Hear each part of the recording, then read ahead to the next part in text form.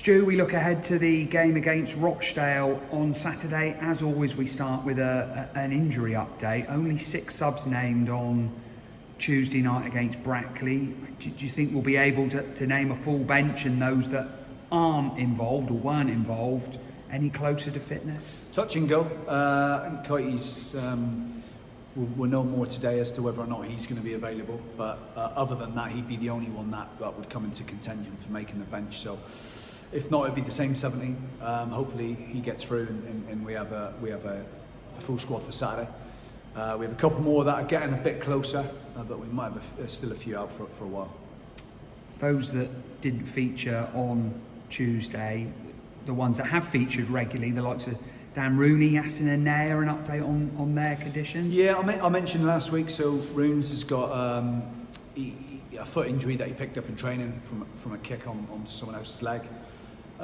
Would appear, well, x-rayed it, they think it's fractured, not so sure, they've had to see different specialists, so we should hopefully know more in a couple of weeks, but I don't think we'll see Dan any time in the next sort of 2 to 3 weeks at least anyway.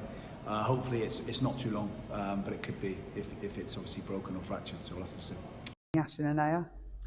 Yes, the initial signs were that it might be quite bad on the hamstring, but we need the scan to kind of confirm that. Hopefully he has the scan and it's not as bad as we first feared. That would be the positive way to look at it. But initial sort of prognosis could be that it's sort of 8 weeks plus. But hopefully, once we get the results back of the scan, it might not be as bad.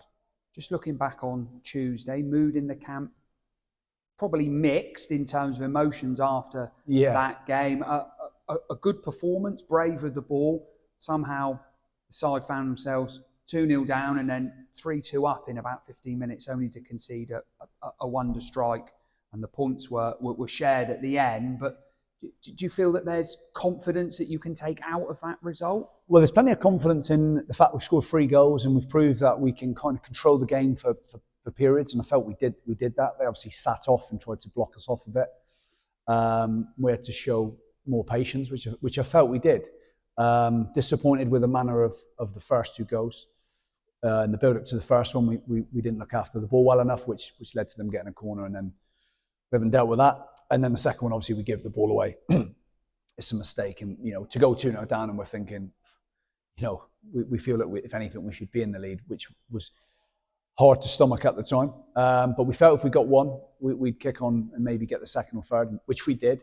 And then obviously to concede in the manner we did when they hit it literally top corner. We don't want to bemoan our luck because you make your own luck. But I think we've had 6 or 7 goals against us this year that have gone top corner. So yeah, you can make the odd mistake, but when they literally put it top corner from outside the box so many times, I've not known a season like it where we've come across so many good goals against us. So a little bit disappointing, and as you can imagine, a little bit flat afterwards, considering we took the lead. But plenty of positives, and I think the lads are starting to realise now that they belong at the level, and I think that's important. We look ahead to Rochdale. It's going to be nothing other than a very, very difficult game. They proved that when they came to the TCS in September, and if you look at their position in the table, I think they're third, but a number of games in hand. You almost look at them and say they are potentially in pole position to win the league, even though they're not top at the moment.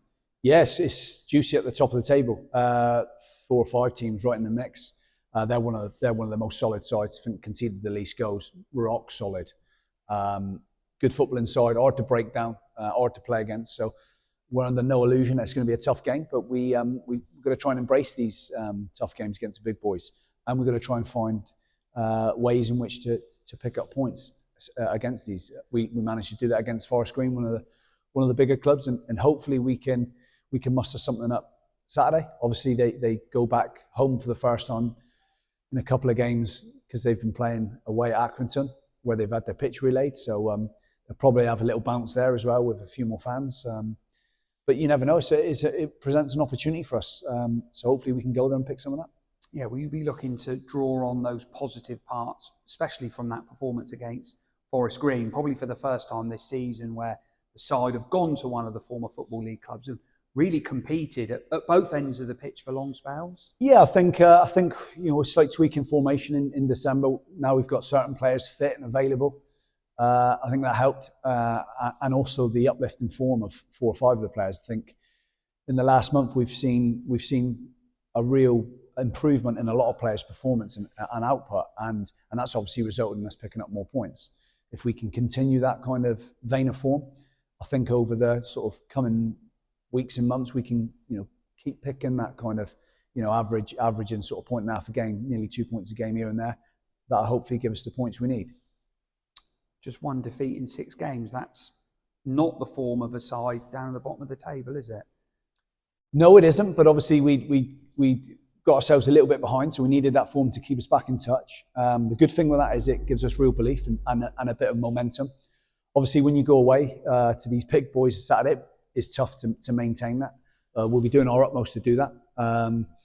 And like I said, hopefully we can press on and kind of maintain that good form and start to move up the table even more so.